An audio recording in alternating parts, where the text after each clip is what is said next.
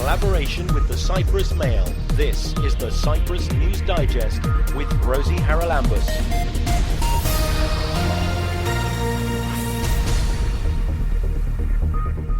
On this week's programme, Ipsonas Municipality signs a pledge to achieve zero waste. An average household in Cyprus produces around 600 to 670 kilograms of garbage. So the aim is to take it down to 80 kilograms per person. And we talk to Zero Waste Europe about how they tackle our polluting lifestyles. We believe in the power of community-centred change, and often the competencies for waste management, collection, treatment is done at the local level.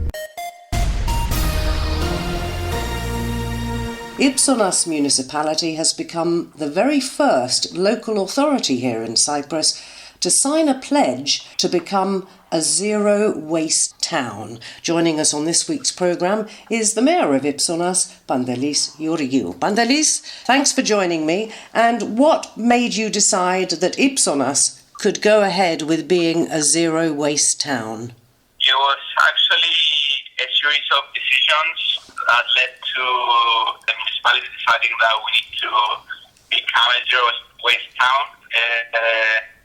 We had in our agenda ever since we got elected that we need to enforce projects to reduce garbage and implement measures for separate collection. The municipality, after being introduced to the concept of zero waste towns, said that it is a natural progression to what we've already been doing. So how are you going to implement this? Because you talk about garbage, but when we talk about zero waste, we're not just talking about the things that people throw out in their dustbin each week, which they could recycle. We're talking about so many aspects of the way we live, aren't we? Actually, as a first step, we are just going to concentrate on the garbage that we're actually taking out. Average household in Cyprus produces around 600 to 670 kilograms of garbage. So the aim is to take it down to 80 kilograms per person. So as a first measure, what we will implement is separate collection of 5 different streams, which are already been done. It's paper and PMD. We are now placing the separate collection of organic, which after doing a project with the Friends of the Earth, we have concluded that it comes up to 47% of the produced garbage. So as you can understand, it will immediately halve the amount of garbage that is going to landfills and to the factory in Pendagomo. We will use that organic to produce compost and improve the soil quality of the agricultural land that is around Ipsonas. And we will also enforce another stream, which is glass, which now is collected in the belt containers around the municipality. So let's go back to the composting idea. It is a large portion, as you said, of people's waste from the household, and people with gardens very often already do their composting. But are you telling me now that those who live in flats, for example, there are a lot of those in your area, I think, that they will be able to put out compostable waste and the municipality will collect it, and then where will you take it to turn it into compost? We have two options. Basically, it's exactly as you described it. The garbage, the compostable garbage, will be put in biodegradable bags, so themselves will be turned into compost. We have two options. One is to create a site in cooperation with farmers, where we will create the compost with the traditional way of living it and turning it and creating compost for the farmers. And the other way is something that the municipality is actually really keen on promoting. It's a mechanical process. Mechanical composters, we will be able to produce compost in 9 days. So it is a modular system. We can build it up as we progress and we increase the percentage of people actually separating garbage to compostable and non-compostable. So it's really easy to move it forward. We've already asked for pricing as for the modular composters are concerned, and we are estimated to get the data that we need in the next week. Right, this is all going to cost money, of course. Have you thought perhaps of recouping some of that by bagging up the ready-made compost and selling it back to people in Ipsonas or anywhere else? It's one of the ideas that the Friends of the Earth have already placed in our discussion. We are going to do a feasibility study. As you can understand, we just joined the network. It's one of the things to come out of the study.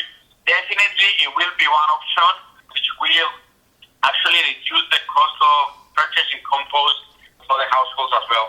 So that's going to be the first step, but having looked at the Zero Waste Europe website, as I said at the beginning, there is an awful long way to go. Cyprus really was very late in getting on the bandwagon, if you like, of environmental responsibility with regard to waste. Everybody seems to be doing it much more now than they did, but of course we've also got pay-as-you-throw probably coming in. Is Ipsonas going to do that as well? We have a different approach as to pay-as-you-throw, and it's something that the Zero Waste Network actually agrees with us. As a first step, we shouldn't go to pay-as-you-throw. Pay-as-you-throw is actually the last step in the process that needs to be done. The first thing that we need to implement is the separate collection and create the 5 streams that I've mentioned before. And then the suggestion is to go to a system, a pay-as-you-throw system, according to the number of pickup times per year, and not to the prepaid bag as the government is actually promoting. So how will that work? We actually have a system now in place. I'm not sure whether you are familiar with the system that Ipsonas is running for the past year. It's called Ecovai. All the garbage bins have a QR code on them. So when the household puts out their garbage or their recyclables, for what's concerned now, that's what we are running, the recyclables of PMD and paper. They actually have an application and they press on a button that I've got one garbage bin of PMD. The program basically produces a collection route for the garbage trucks, and so we know where the pickup points are. Per pickup, collection will be done in the same way. Basically, if there are the disposables that cannot be recyclable, the user will press on a button and she will notify the municipality on the route that will be designed by the application, and we will go and pick them up. The idea is to reduce the number of pickups by once per week or once every other week. Depending presumably on the quantity. Let me ask you one last question, and that is, does Ipsonas, like so many other places in Cyprus, have a problem with fly tipping, and how can you do something about that? We have actually a huge problem with that. As you know, Ipsonas has a very big agricultural area and comprises of hills and gorges, so we have an issue with that. One of the things that we are going to announce at the end of the month, most probably, is a collection program, a free collection program for every household every 15 days. Basically, what the household will need to do is just call up the municipality and tell us that I've got a couch or I've got a sofa or anything else that they need to throw, and we're going to go and pick it up every 15 days with no cost. Because the cost of actually managing the garbage then that we find in the areas that we talked about is quite big. If I can give you a number, for last 2021, the municipality spent around 250,000 collecting garbage that was disposed in different fields. So you think you'll actually save money by going house to house? I do suspect, though, Pantelis, that some of these ideas, they might be great for householders, but it's also, isn't it, in a sense, taking the responsibility away from citizens, because surely they should all be contributing to the healthy environment of the towns in which they live. That's fine. We are against the payers we throw out. The government is actually trying to bring it in place, because the idea of the government is to remove the tax for garbage collection. Our mindset is different. Basically, we will tax the most of it, and the citizen has to actually prove to us that he's composting or he's doing a separate collection, that he's recycling, that he's doing anything that needs to be done according to the regulations that the municipality will set, and we will give them a discount to their tax garbage. Which basically is very similar to the pay as you throw. It's just saying that if you let us know in advance what you've done, then we'll give you a discount. Exactly. Basically, it works the other way around. If you don't do it, you pay. But it will also reduce the phenomenon that people throw away in the fields next to them, because they will need to prove to us that they are actually recycling and composting. If they don't do that, they will pay the maximum that will be imposed by the municipality. So we will work actually the other way around towards the system that the government is trying to enforce. The bottom line of all of this, of course, is education. Does the municipality have any inroads into the schools in your town in order to get the kids actively involved in, let's say, clean-ups of their neighbourhoods, of sorting things for recycling, and then, of course, educating their parents about what needs to be done, because it's their future we're talking about? Exactly, Rosie. We have done a number of projects with the kids up to now. The municipality has given free recycle bins to all the schools. We are doing cleaning campaigns throughout the year with the schools, and now with the composting, the idea behind it is to buy a mechanical composter for every school and show the kids how they need to do the composting and how it then contributes to the environment and to the places where they have planted trees up to now. And they could even start school vegetable gardens, couldn't they? What a wonderful idea that would be. It's been a pleasure talking to you, Pantelis. I hope it works well. We'll perhaps come back to you in a few months to see if you've got any initial data on how well this is working and what you need to do to fine-tune it, because I'm quite sure even though the Zero Waste Europe people have been in town to help you, there's always, isn't there, a bit of tweaking that needs to happen when you implement a new proposal.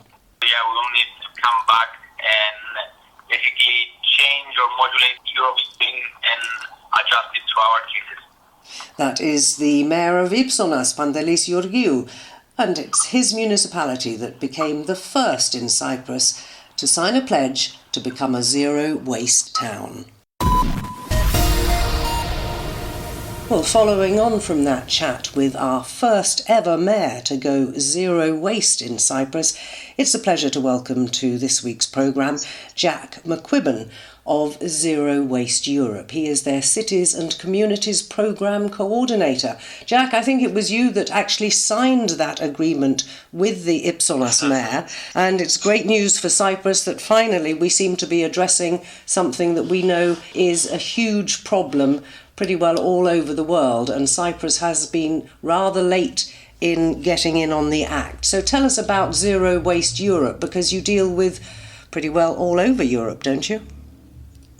Yes, thank you, Rosie. It's a pleasure to chat with you today and to be invited to speak. And it was me who signed it. I was fortunate enough to visit your beautiful country last week, and the municipality of Ipsonas had a wonderful time. So we at Zero Waste Europe, we are a Brussels-based NGO, but being based in Brussels, we obviously advocate for ambitious EU waste legislation, but a large part of our work and what I coordinate is we have a network of member organisations all across Europe in sort of 28 countries. We have 32 local and national organisations who will work with their cities and municipalities to help them design and implement effective local zero waste strategies.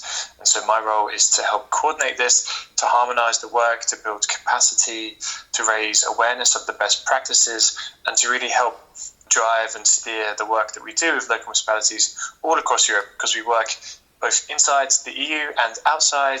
We have zero waste cities who are, Brussels is a zero waste city, for example, but so there's big urban cities, but there's also small island municipalities like Ipsonas as well. And so it's ensuring that the zero waste model is applied effectively and sustainably in a range of contexts. Now, it's interesting because I was going to ask you about the relative size of an organisation trying to implement zero waste strategies. Is it easier if it's a big municipality, or is it actually easier if it's a very small one? Because, of course, the funds that they have at their disposal to implement all these things vary considerably. Yes, that's a good question. So we work with both big and small municipalities. So there are pros and cons for each. I wouldn't say that one is better or easier than the other. What is the most defining factor of success is political will and vision from politicians that's supplemented by sort of a community-centric approach. So those municipalities who invest in engaging their community and designing strategies in partnership with local stakeholders. That's the most important thing. But for example, smaller cities are easier to work with because they can have a quicker impact, shall we say. They can sort of reach a larger swathe of the population in a shorter amount of time. But bigger cities are sometimes better to work with because, as you say, they sometimes have more funds or they have more scope and reach in their sort of ability to change the system. So pros and cons for each. In the past, one defining factor I would say is in the most urban areas, sometimes the lack of space for bins has been a problem for zero cities. But, there are solutions that we've been working around this, but often that is a sort of not an excuse, but it's something that we hear from mayors in the most densely populated areas. That's, you can't provide every apartment with 4 or 5 different bins. So, but we work around these with different solutions, of course, to make sure that zero waste cities are inclusive for both big, small, urban, rural, islands, high tourism, low tourism, lots of different contexts. Now, the definition of zero waste on your website says, and I'll quote, "Zero waste is the conservation of all resources by means of responsible production, consumption, reuse and recovery of products, packaging and materials without burning and with no discharges to land, water or air that threaten the environment or human health." So that covers so many different aspects of the lifestyles we lead. And I did ask Pandelis about how Ipsonas was going to, if you like, get round all of those things. He was very honest to say, listen, we're going to start with the recycling and the basic waste that people put out.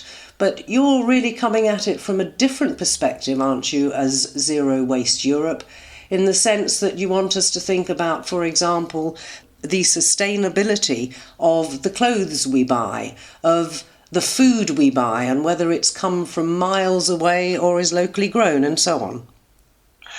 Absolutely, yes. So, of course, to really tackle the environmental crises that we're facing, we need a systemic approach that requires us all to consider the lives that we lead and, how the food that we eat, the clothes that we wear, the things that we put on our body, the impact that this has had to get to the source of consumption. But for zero waste cities, we work with municipalities starting out, so it's on the road to becoming zero waste. We can confidently say that we have no municipality that generates 0 kilograms of residual waste per person yet. We're working towards achieving that. So what we have is the most important and common entry point is recycling and getting a separate collection of key recyclable materials done well, focusing on organics and building awareness about sort of the ability to make compost and sort of soil enhancing materials from the reuse of organics. That is key, and these are most common the entry points for the local level. So we work with municipalities because we believe in the power of community-centered change, and often the competencies for waste management, collection, treatment is done at the local level. So this is why we target cities, but of course, throughout all of our work as an organisation, we look at our consumption and production, the kind of materials and products that are put on the market, the recyclability content of these, the hazardous effects of plastic packaging, for example, when it comes into contact with our food. We as an organisation take a real holistic approach and work on all of these topics, but specifically for our Zero Waste Cities work and what, for example, Ipsonas will do is going to look at, our Zero Waste Cities look at what they can immediately do directly within their jurisdiction, and then what can they do indirectly. So how can they foster a zero waste culture within the broader community with businesses, schools, hospitals, all of these key local stakeholders. And that we see leads to change in people's minds. If they're sort of separating better at home, then they may sort of refuse or rethink their choice of consumption in the future. That's the big question, isn't it? Is how do you get people on board to realise the impact of things that they've done all their lives? Exactly. And it's, we're not saying that you change this, don't do that. Of course, we are promoting alternative solutions that are better for the environment, better for human health, more cost effective as well. And so it's not negative. We're not saying don't do this or that. We can live a happy, sustainable life together with the environment. We believe municipalities have several benefits available to them for adopting zero waste strategies. In terms of course, there's the environmental benefits, but there are strong economic, health, and social benefits for cities that adopt zero waste strategies too. And yes, it does require sort of behavioural change from citizens, but it also requires, most importantly, behavioural change from businesses that continue to flood the market with non-recyclable and hazardous materials too. So it's changing behaviours from all of society, but we believe in the ripple effect, in that Ipsonas making this zero waste commitment will start to raise awareness about this issue and have an impact locally, which can then, the ripples of this will be felt across the whole country of Cyprus. It will inspire change elsewhere and further within the Mediterranean region as well. Single-use plastics. Now, that's something that the EU brought in a long time ago, and we're still struggling here in Cyprus to implement a ban across the island. That's one of the most serious things, I guess, for an island nation. But you were talking earlier about new solutions. So can you give us an idea of what sort of solutions are being worked on now so that all these things can be achieved? Yes, absolutely. So regarding single-use plastics, we're looking at simply using reusable alternatives. So, it goes from something small like having a metal straw that's washed and cleaned rather than a single-use plastic one in your drink, to having reusable coffee cups that you can sort of put a deposit on and return to a store rather than a single-use coffee cup, having more centres or locations within a city where you can bring furniture or bicycles or laptops to be repaired and then prepared for reuse as well. All of these alternative solutions exist. It's not like the technology isn't there.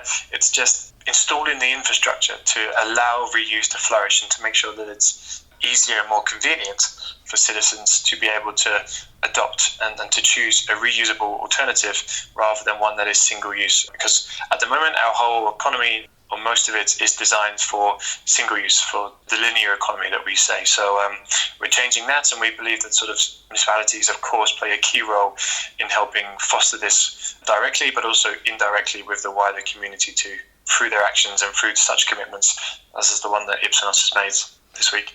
And I presume from what you've just said that things like buying second-hand, it's something that particularly I think in the 70s and 80s people were, I'm not buying second-hand, I can afford the real thing and so on. But that also seems to me to be changing slightly with things like sustainable fashion and antique fashion even. Yes, indeed. And I think this is an exciting development in terms of fast fashion is one of the biggest contributors of climate change and subsequently waste as well. So this whole idea that we use or we wear an item of clothing once or twice and then that's that is simply not sustainable. So even the fact that we should be buying more secondhand, businesses should be building and manufacturing their fashion so that it can last longer. They should be offering more access so that these items can be repaired. For example, if you break a zip on a coat, you should be able to go back to the store and get it repaired rather than being forced to buy a new coat. Simple things like that. It will require change in business models and behaviour practice, but we believe this is ultimately incredibly important because particularly fast fashion is a key driver of climate change and of waste. And for those of us in the European Union, it will be mandatory for municipalities to collect textile waste from the 1st of January 2025. So this is also incredibly important for municipalities in the next couple of years to establish more reuse for textiles, reusable options and alternatives, and to help local businesses and entrepreneurs to flourish and to really, because there's a lot of use that can be made from second-hand clothing to other textile items too as well. So this is the role that we see the EU legislation playing. It sets the framework and it inspires local level action. So for example here, there is of course, as you say, a broader societal shift and trend towards more second-hand clothing, which is great as well. But there's also, we don't want to be just at the hands of fashion trends and things that come and go. We need sort of concrete and embedded changes in policy, in lifestyle and regulation to really ensure that a zero waste transition is as impactful and can quickly be implemented as quick as possible, basically. You say there are a lot of uses for used textiles. Now, I know that, for example, in Cyprus, and I'm sure elsewhere, we have clothes banks. Some of the items that are donated there, and they're run by local NGOs, well, they're sent to refugee families, needy families, and so on. But an awful lot has been exported to African countries where it's actually having a negative impact, if my understanding is correct. Exactly. So, yes, this is one thing that we need to, of course, consider is that, recycling is not the solution to our problem. We can't exacerbate our consumption if we think that something will just be recycled 100% and then we can just keep on buying, because that's not the case. And particularly for textiles, recycling is incredibly hard because of the composition of textiles, the fibers as well. So reuse is the most common, and therefore you need to protect the value of textile items. And so this is where bins, like donation bins, are great because they collect textiles, but they're not perfect by any stretch of the imagination because it doesn't protect the value of an item of clothing. Often items are dumped, and so therefore they're less likely to be shared within the community and sort of sent on too often to countries that maybe have less of a say. So there are other options, of course. Being reused for clothing is the most important and should be the biggest priority. So ensuring that the collection system and the banks and the centres for reuse have the infrastructure so they can keep and protect the value of clothes that are donated.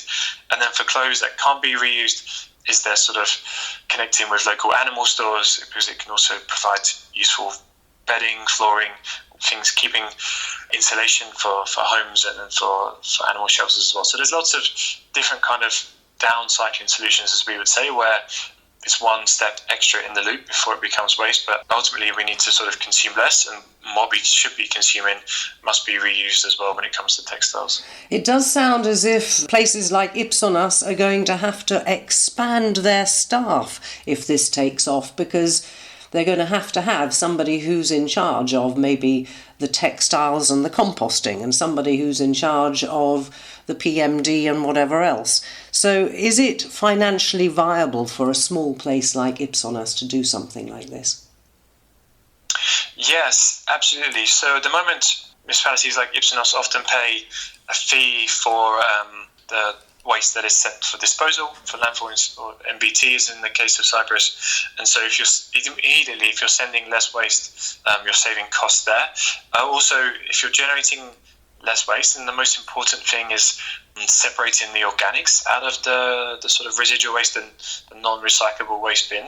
And if you're using those organics for composting, you can optimize the collection round greatly, because if you've only got lightweight packaging left in the residual waste bin, along with separated paper or plastics and glass, all of these materials are non-fermentable, of course, and so they can sit in the kitchen for 2 weeks. And so you only need a collection round once every 2 weeks, for example, if the right size bin is there, and you increase the frequency of organic collection. So small changes like that can help save immediate costs for the municipality, but then there's also the ability to engage a wider network of local actors, social entrepreneurs, and public-minded businesses who have the expertise in reuse of electronics or in composting, for example. So it shouldn't have to be the sole responsibility of a municipality. It's engaging the local community and helping build reusable zero-waste business models. But I think the important thing for Cyprus is you need to have the framework there, basically, to allow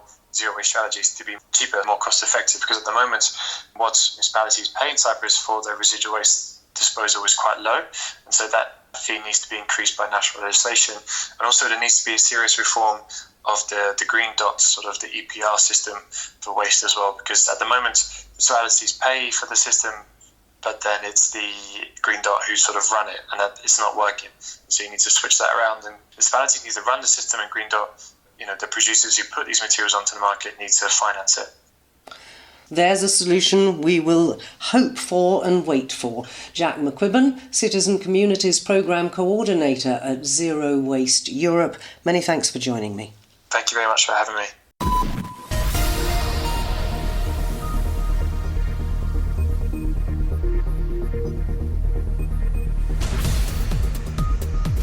Well, that about wraps up this edition of the Cyprus News Digest. Many thanks for your company. Hope you'll join me next week. Till we meet again, take care and God bless. Bye-bye now.